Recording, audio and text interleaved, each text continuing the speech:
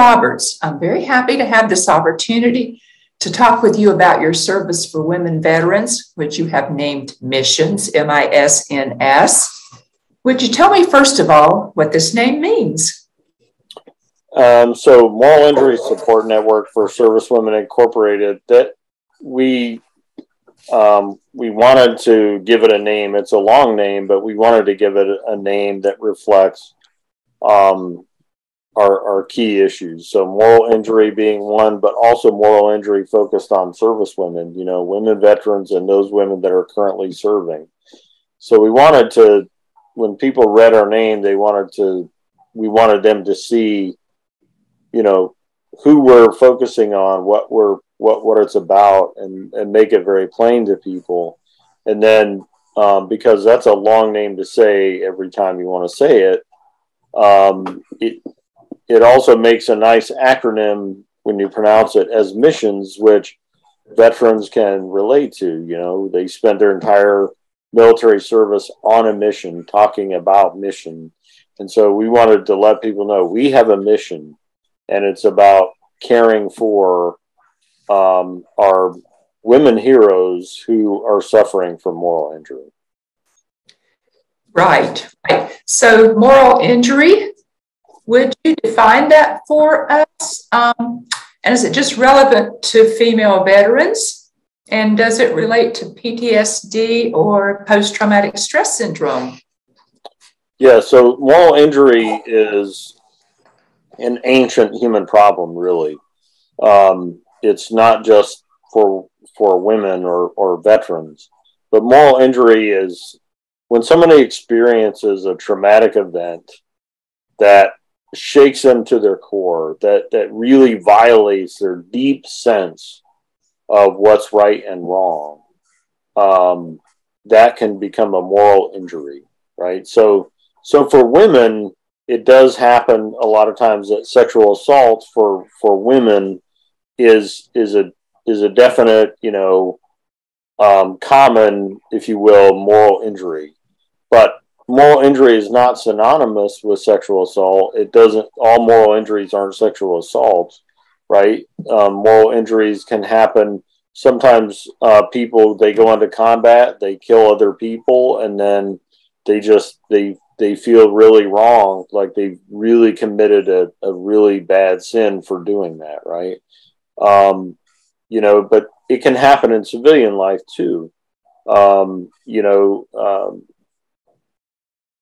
if you're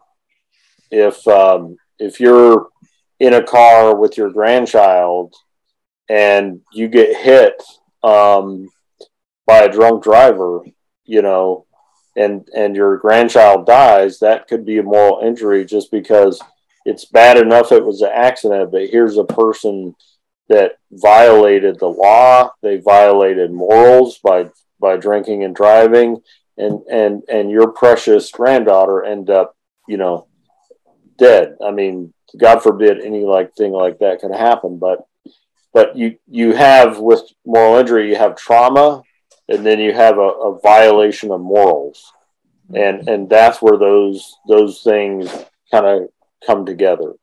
Now, as it relates to PTSD, it is related to PTSD.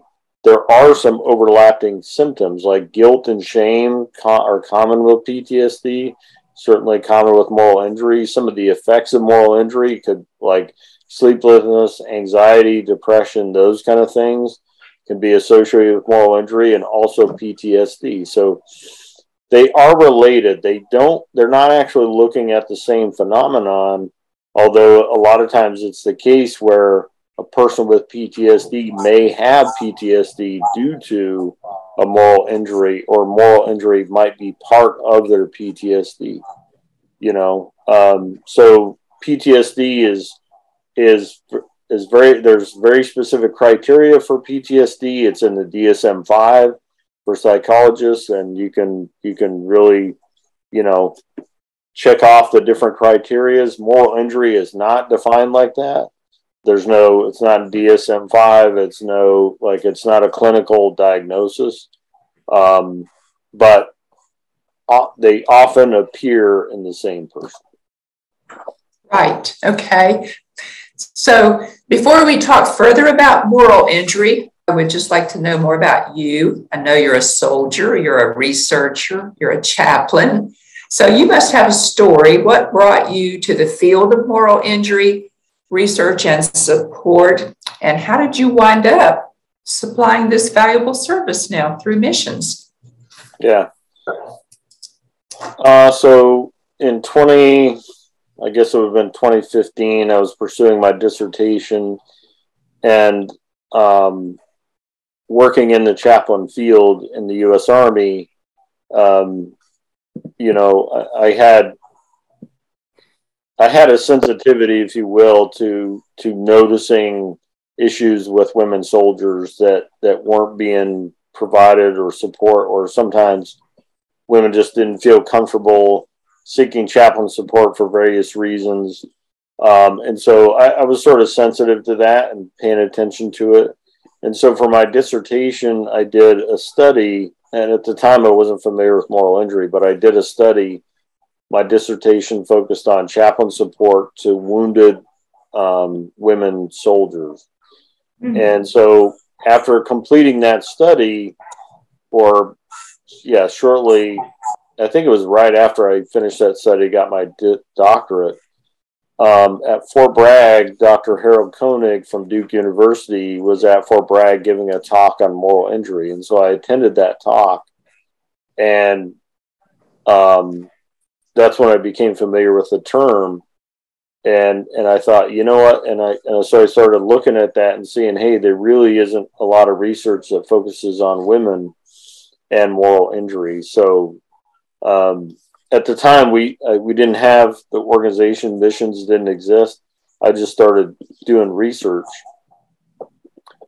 But as I interviewed these women veterans who had experienced a moral injury, I realized, you know, we need to put together a conference where we could bring together chaplains, psychologists, social workers, those folks, and talk about moral injury. And expose more people, more care providers to moral injury and how it affects women and that sort of thing. And so in putting that together, I realized that, you know, when you're doing that kind of work, you're doing science, you're doing conferencing, education, that's nonprofit work, right? And so we established a nonprofit, and that, you know, we need to create an organization to focus on doing this work. So it wasn't just me, you know, trying to do everything right. And the proper business model for that is a nonprofit, so that we could seek grant funding and people could donate and that kind of thing. So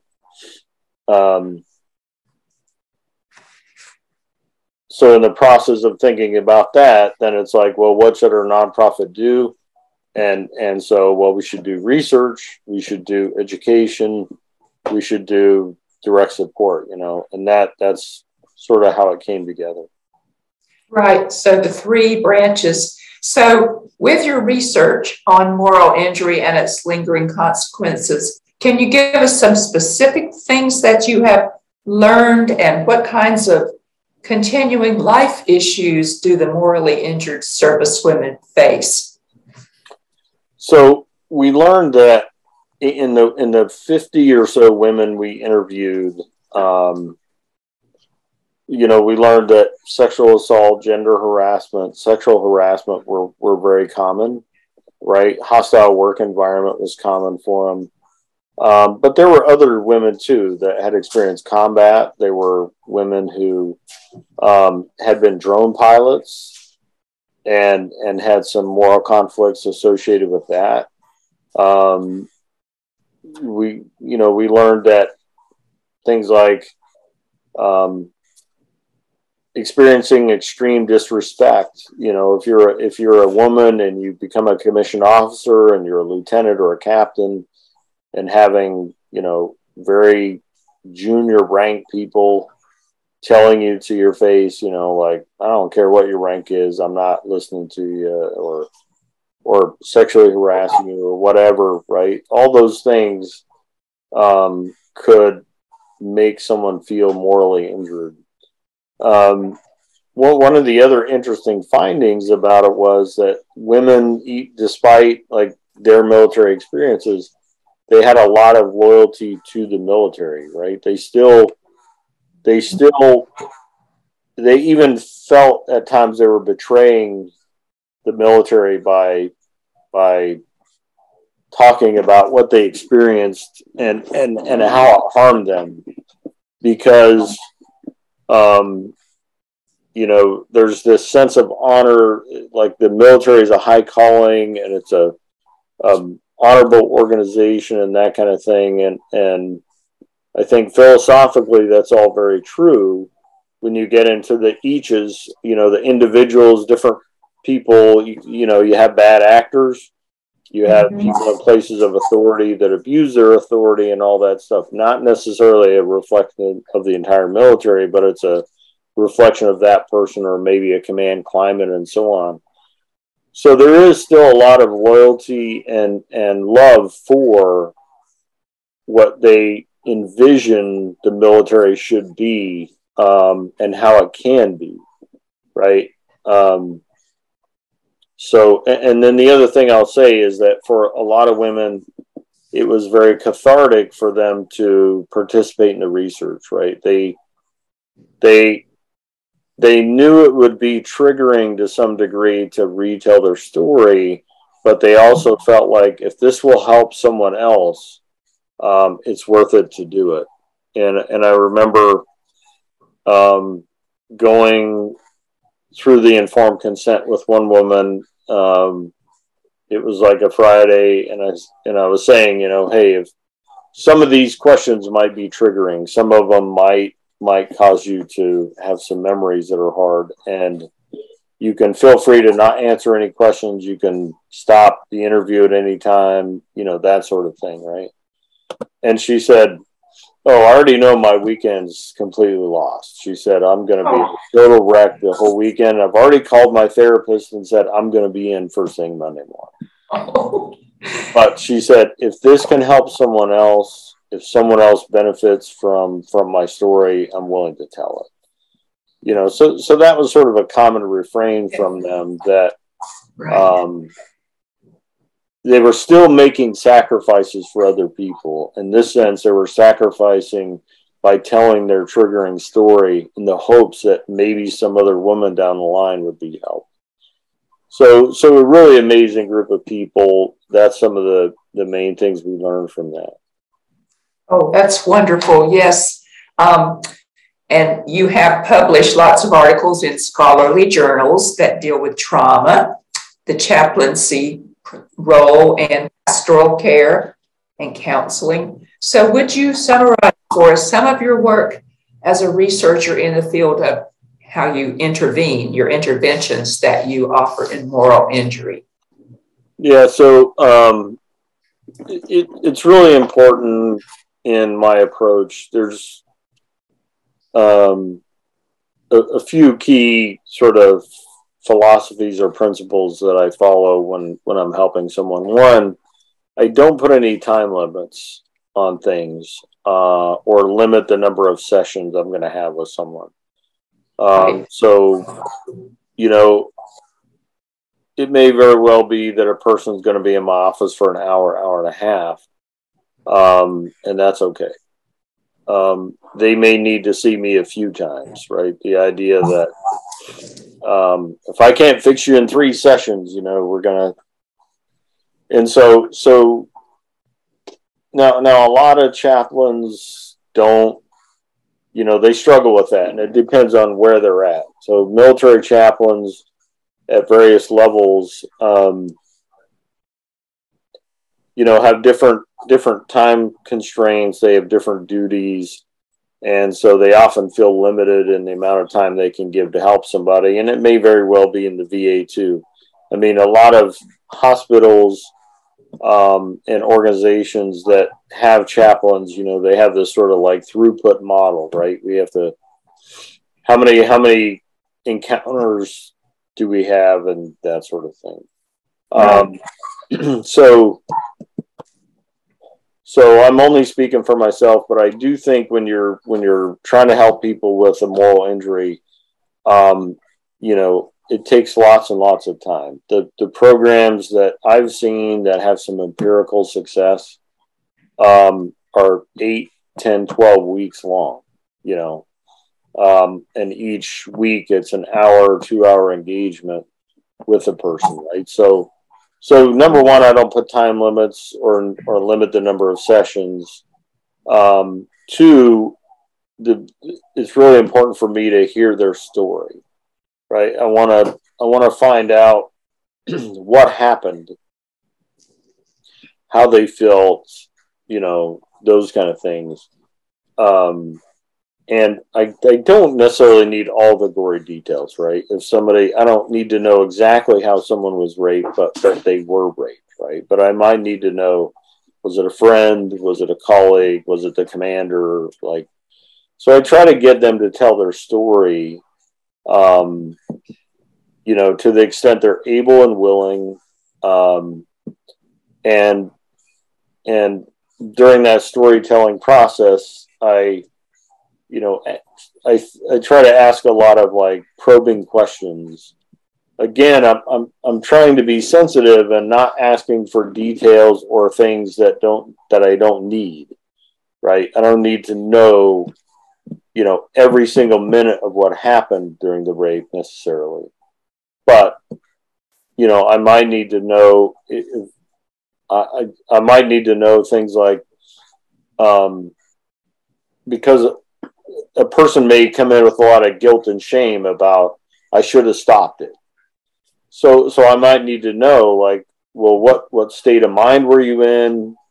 If I asked, had the person been drinking, it's not because so I can re-victimize them or guilt them, but it's really so I can help let them off the hook and say, well, first of all, you know, you were you had been drinking, so you were in a somewhat inebriated state. You weren't able to fend for yourself. Now, we could talk about whether or not you should have gotten that state or not. That's a point of discussion, right, that we can have. But, you know, what I'm trying to do is hear their story because I want to help them alleviate guilt, shame, alleviate things like, you know, if they have a sense of they've lost identity or they've lost their self-worth, I want to be able to help them restore those things, right? So the first part is telling the story. So one is no limitations, right? Two is hearing the story. And then three is just trying to offer alternative perspectives. So if as I'm listening, well, I should say three is listen for special themes, right? So as I'm listening to their story, I'm listening for the kind of themes, the kind of things that they're feeling disempowered about, right? So if they're feeling like I can't do anything to change that, or I can't get these images out of my mind, or I can't, you know, I can never get forgiveness for my sin, that kind of thing, right? The person is feel totally disempowered. They're overcome by this guilt or this feeling of sadness. It could be I'm just sad all the time and I can't get happy. Whatever it is, right? They can't get on top of it and they can't make decisions or control themselves. That's a disempowerment, right? But there are other kind of themes like loss of identity. I've lost, like, I don't even know who I am now, or I've totally changed. You see that a lot of times women who are sexually assaulted, maybe prior to the assault, they were very effervescent. They were maybe even flirtatious, but they had a lot of energy. They liked people. It was easy for them to make friends. They liked to party, whatever. And they just, you know, after the sexual assault, they were completely opposite. You know, they hid their sexuality, they hid their bodies, They became very isolated because they to avoid attention or to even try to fit in with the guys or whatever, right? So there's this loss of identity. Another special thing might be a low self-worth. It's just like, I feel like a piece of human garbage now. And there's other things like anxiousness, depression, anxiety, whatever, right? So I try to listen to those kind of indicators of what might be happening so that I can offer alternative ideas. If going back to the person who said, I should have stopped it. Well, okay, let's put ourselves back in that situation and think, now it's not you, but if you're objectively looking at that from another lens, here was a person who was your friend, a person you trusted, a person you liked very much, and, et cetera, et cetera. You never expected this to happen. You really, really had a lot of disempowering things happening to you.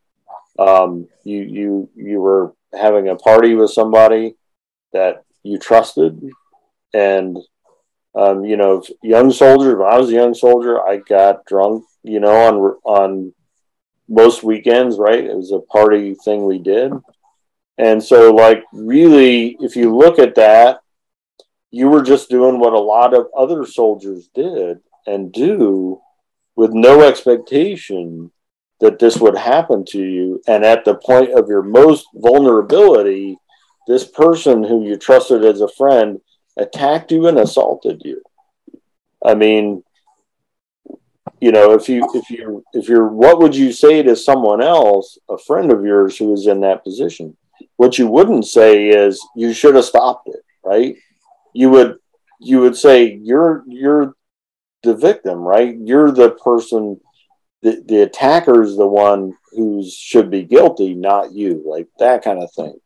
So I'm trying to think of what, so her perspective at the moment might be, I should have stopped it, right?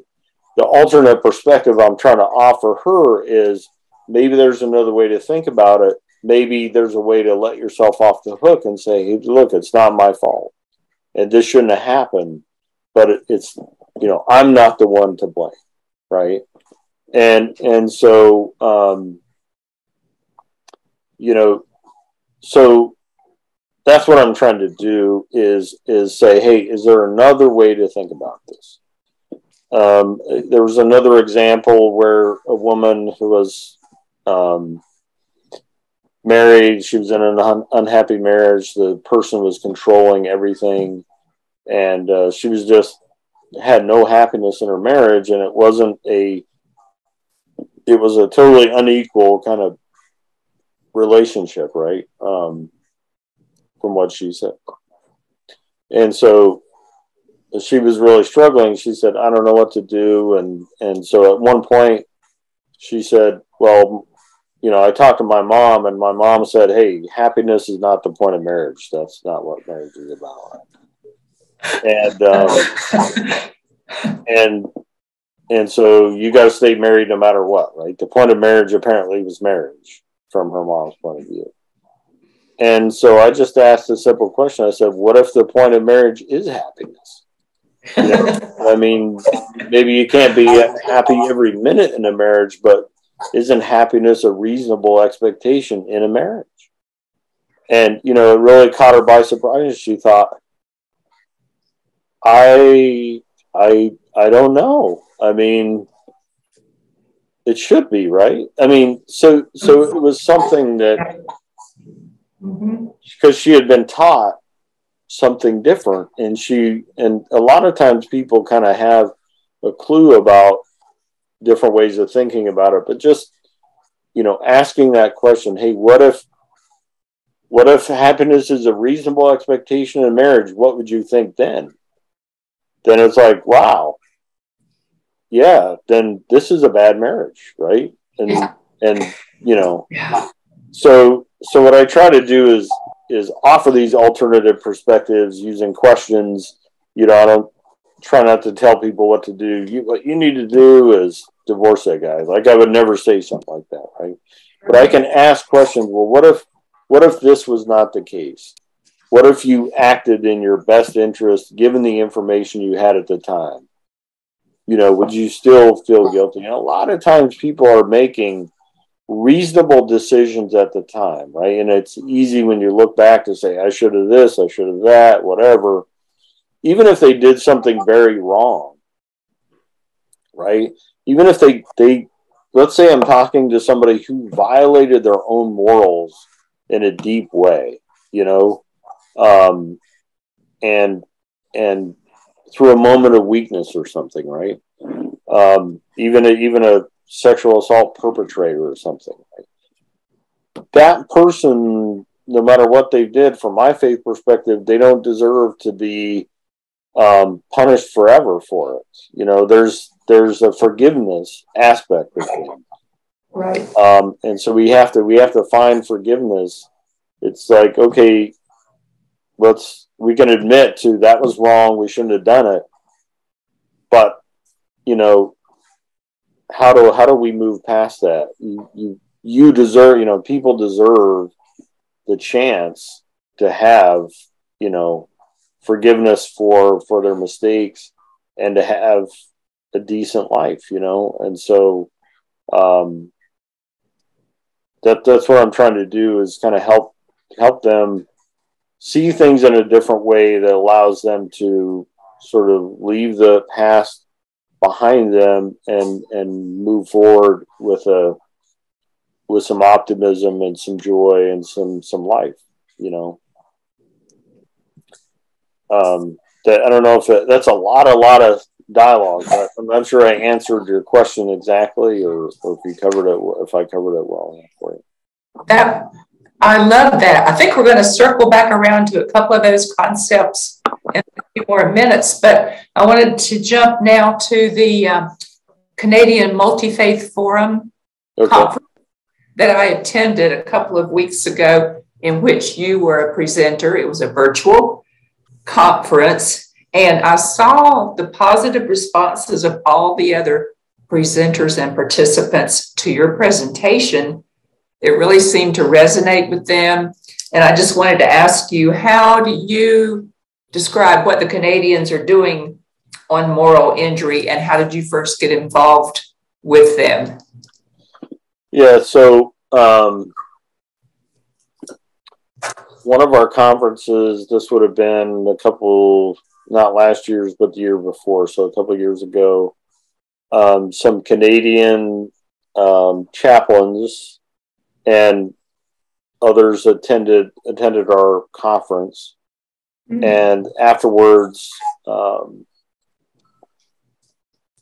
they said, hey, we'd like to do like a community of interest where we can talk about moral injury on a more regular basis. And so, you know, over the course of a few weeks, we formed a Canadian moral injury community of interest meeting. We meet once a month, and we've got Canadians from the medical background, chaplaincy, psychology, military training, you know, just a whole range of people that are currently serving in the military, as well as those who are not.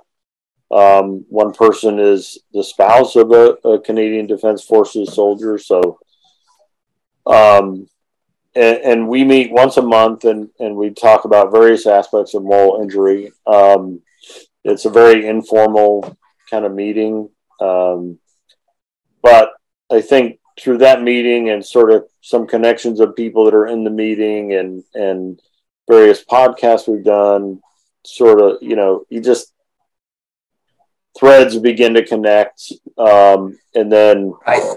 I got information about the Canadian Multi-Faith Conference. So actually, they sent me an email asking if I had an interest in applying. And again, it was a connection through one of the other, you know, whatever. And so I did, and that the rest is history. But the Canadian Multi-Faith Group, they're doing some really nice work. They've been in existence for a very long time, and I think they're headquartered in Toronto, and so they're a good organization that does a lot, obviously associated with chaplaincy, religion, and faith things as it relates to trauma and other things. So it was nice to be part of that group, and I got some invites afterwards to do some other things like podcasts and stuff. So I really enjoy making connections, doing presentations, because that leads to other projects and so on. And so just being part of a community and groups that are trying to keep just really looking to help people is the main thing. So right. And one of the points that one of the participants in this Canadian forum made was that our health is made of physical, mental, psychological, and spiritual aspects, and that a person's health can be conceptualized as living along a continuum of well-being. So is this kind of a relatively new trend for counselors of all faiths or of no faiths to realize the significance of a person's spiritual health? I don't think it's a new trend I don't think it's a new trend. I think, there are articles out there that even ask medical doctors and nurses to ask people about their spirituality or faith, and to engage people on that level. Most people aren't very comfortable with it, so they sort of leave it to the chaplain, but I think there is, over time, having been in the chaplaincy for 20 plus years anyway, I think there is very much more of a move towards spirituality, or at least a more openness. Yeah. The people are still uncomfortable with religion per se, but they'll happily talk about spirituality. And in the U.S. military, there's a spirituality component to holistic fitness. So it does, the U.S. military has realized that spirituality does cut across, is part of who we are as a person. Right. And chaplains speak to religion. They certainly can speak to spirituality, but so can other people. A lot of people have a sense of, some components of spirituality are forgiveness. Faith is not a Christian term. It's a term that means a belief and a reliance on, something greater than yourself. It's things that are unknown, the goodness of the world or the goodness of people, that kind of thing. Those are not religious concepts per se. They are human concepts. And as everybody sort of recognizes, there's a little more to us than just flesh and bone and chemical and electrical, impulses. There's something about us that's deeply human and deeply special. And so spirituality sort of speaks to that. And I think there are a lot of practitioners that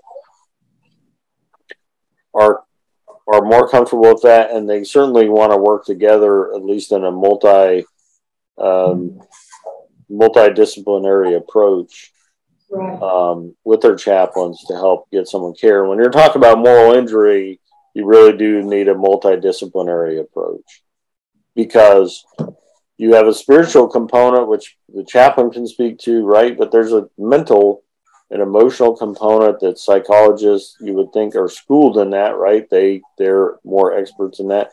But there can be a lot of physical comorbidity, right? And so medical doctors can help with the physical aspects of that are connected to moral injury. So a multidisciplinary approach is certainly the best way to go about it.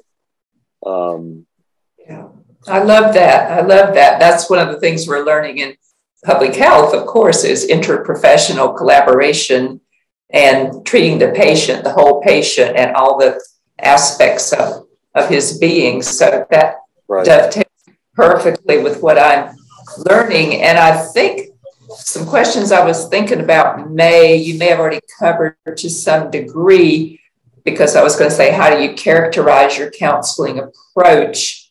And you've pretty much addressed that. But I do remember you at some point using the term narrative counseling. Yeah. You might have used that in the Canadian Multi-Faith Forum or something. So how would you characterize that? And then how does that play out with the approach that your chaplains in the Tubman Chaplain Network operate? And can you tell us some more about this special service that you offer of female chaplains? Right. So narrative counseling is a term that I learned by reading a book called Counseling Women. And really, narrative counseling is really what I said. It has to do with storytelling. And the concept of narrative counseling is hearing somebody's story and then coming alongside that person and journeying with that person, rather than sort of treating them as an object, of a counseling object, or directing them, right? So there's a certain level of arrogance associated with me telling you what you need to do. And the narrative counseling is about,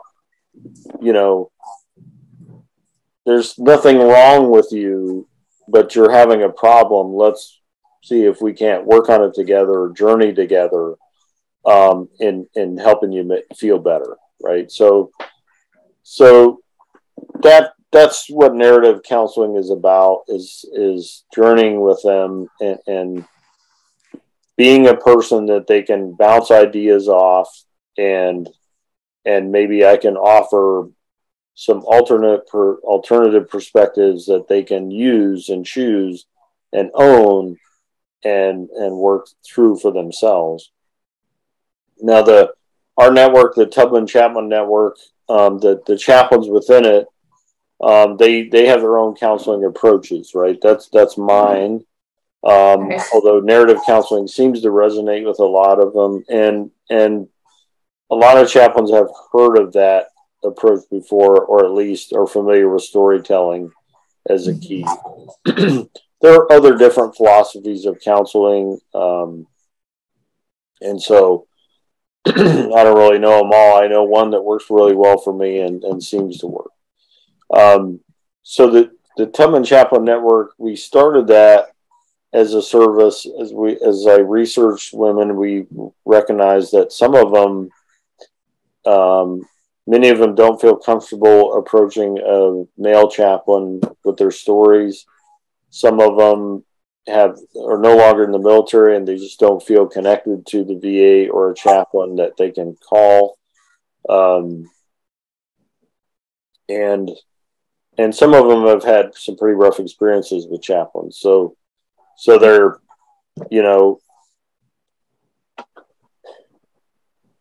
90+% of chaplains in the military are men.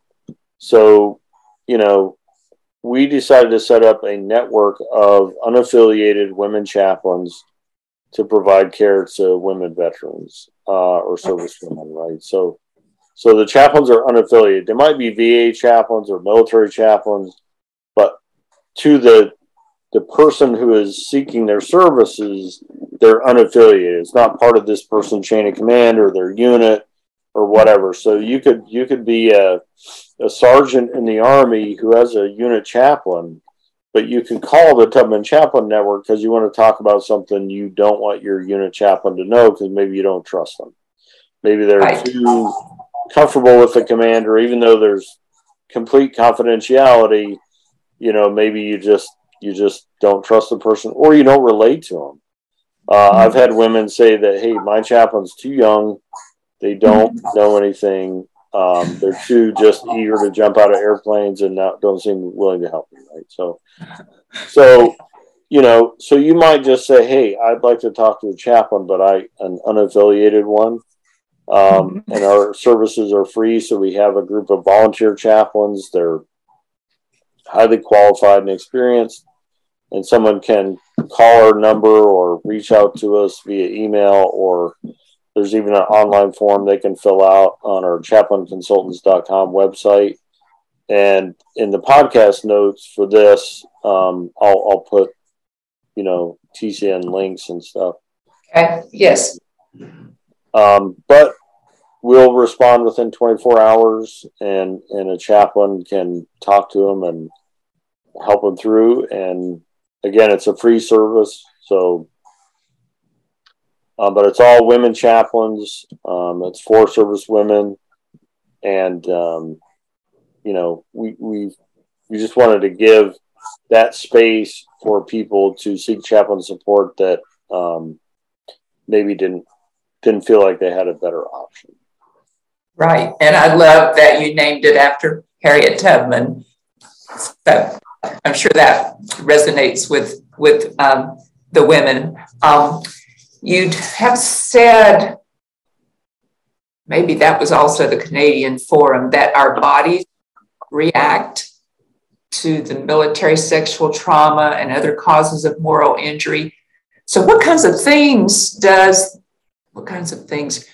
do these events cause in women veterans? So after they're out, they're experiencing negative consequences in their bodies and in their lives. Right. Can you talk a little bit about what kind of ill effects they are suffering from their experience? Okay. Well, many of them are completely isolated, right? They don't. They have very few interactions with other people. Sometimes even with their own family. Many of them are disabled, completely unable to work. And it's just because, you have these heavy PTSD-like symptoms and triggers and just, anxiety, depression. They can, a lot of them have difficulty even sort of keeping their mind focused, or, just their mental, I don't know what's the best way to say it, but they're,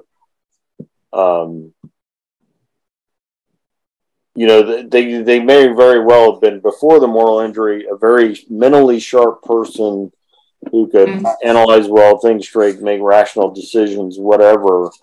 And then afterwards, not able to do that to the level, and having long lapses in memory, or,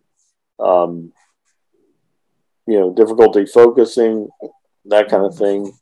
There are other physical symptoms like migraines, sleeplessness,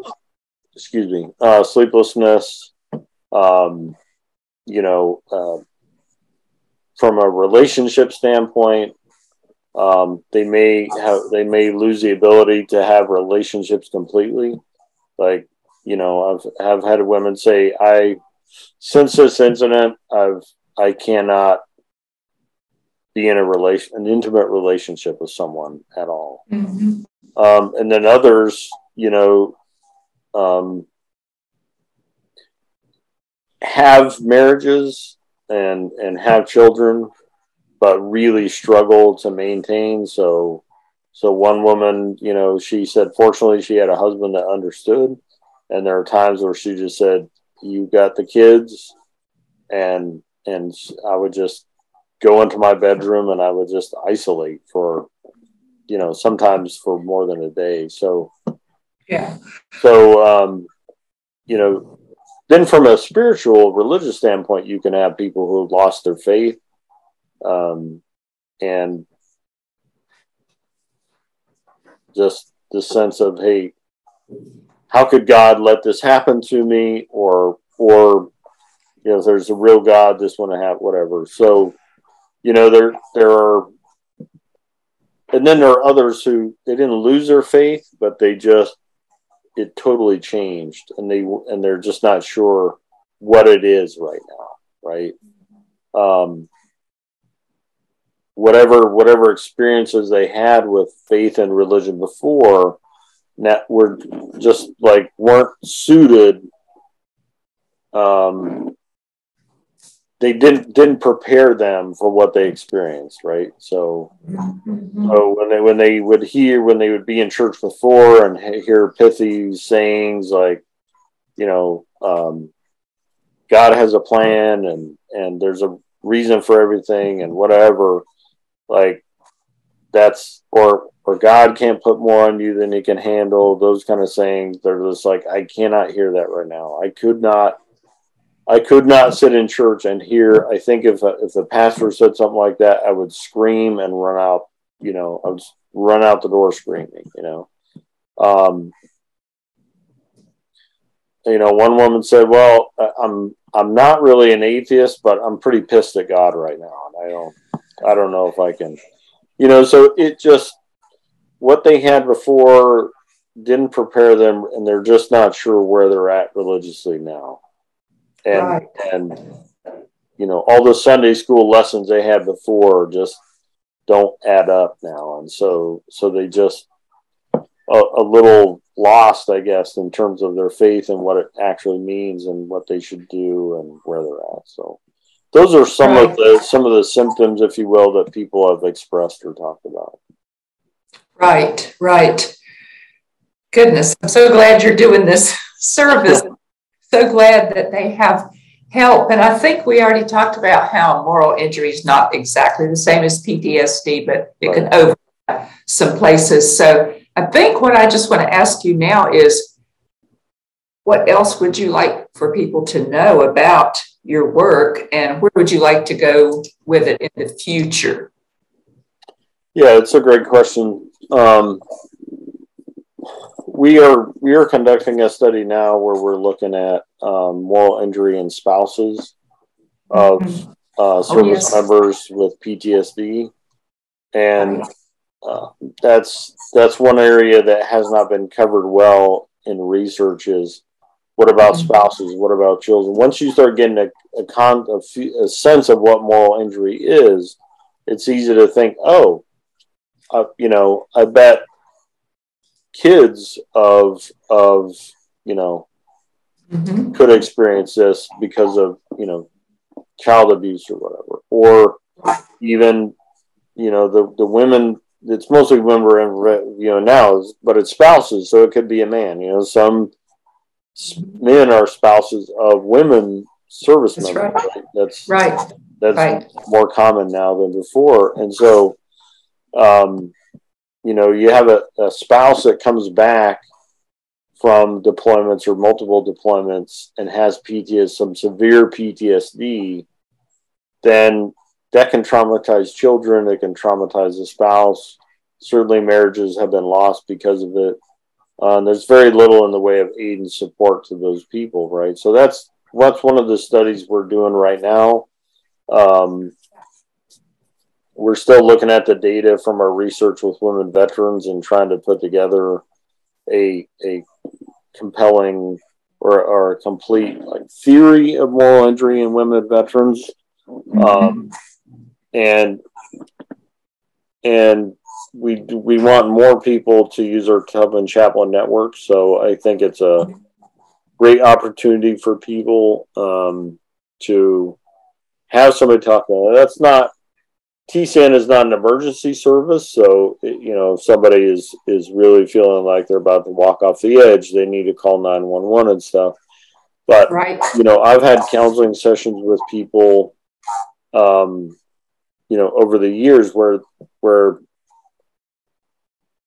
it wasn't an emergency in the sense they were ready to commit suicide at that moment or something, but they needed to talk to someone soon because they'd been dealing with a problem for a while and they just wanted to get some help. And so those end up being, sessions that went on for where we'd meet every week or every couple of weeks, you know, for multiple sessions. And then in those sessions, between sessions, it's like, hey, let's, you know, try this and think about that, and maybe have these conversations with your spouse or whatever. Here's some things to read, whatever. And people can always call whenever they need to. So, Right. So I think the Tubman Chaplain Network, like I mentioned, is just women for women. But I think most women probably know what to do in an emergency situation. This is for folks that would like some regular, you know, would like somebody to talk to, either in a moment where they really need some help, or over a period of time, you know, and just having that unaffiliated, even unseen voice to just, you know, talk them through things or listen to them. Right. Right. So we're going to continue the research and continue to work on that. And from the research, we're always looking at what initiatives do we need to, what programs, initiatives do we need to start, et cetera. Who do we need to partner with? What organizations do we need to join with to help meet this need? Because nonprofits, we're always scratching for resources, right? We're always trying to find more money, more resources, more help, more people to volunteer. You know, and so nonprofit organizations have to work together to sort of, you know, pool our resources and do things. So,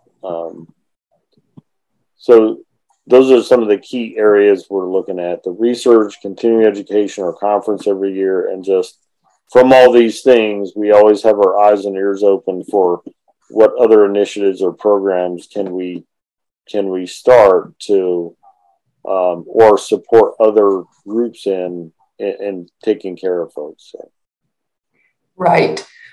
It seems like it always takes a lot of people, a lot of stakeholders, a lot of volunteers, as you say, and research, but eventually the snowball starts moving. It seems just from the like the last 6 weeks when I've been poking around on websites and looking, seems to me I see a little bit more recognition of the need for what you're doing, and hopefully what the VA will do more of, and some other groups, Volunteers of America and different groups that really do want to help veterans and women, you know, both men and women. So this is just so helpful to me to learn all this and to see how you put it all together.